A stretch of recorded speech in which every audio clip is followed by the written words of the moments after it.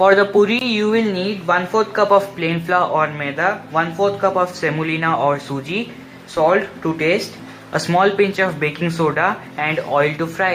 So let us start making it. Into a mixing bowl, add in the semolina and flour. Add in the baking soda. Add water and make a soft dough. Our dough is ready. This is very soft and very pliable.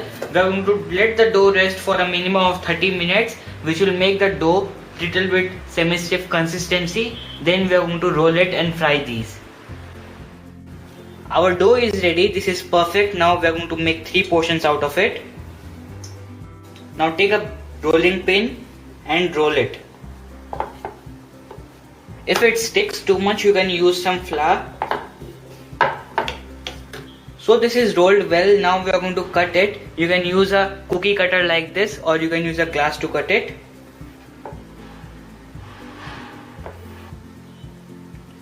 Remove the offcuts. Now we are going to fry these. Heat some oil to fry the puris.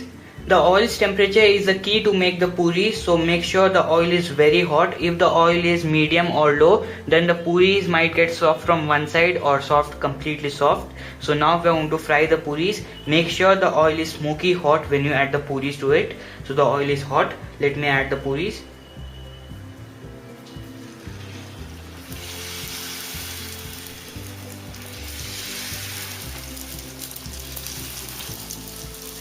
Now reduce the flame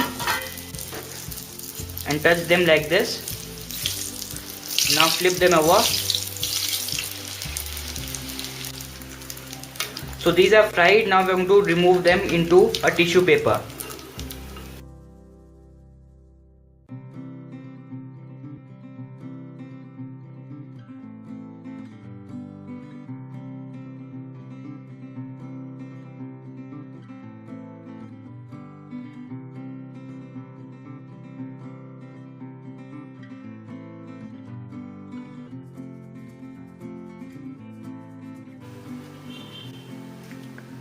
So our puris are ready. So let's check how much crisp they are.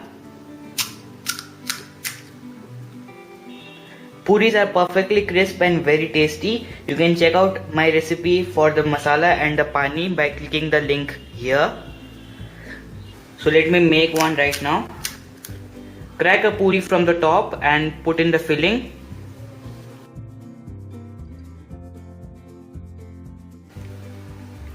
Dip this in some water.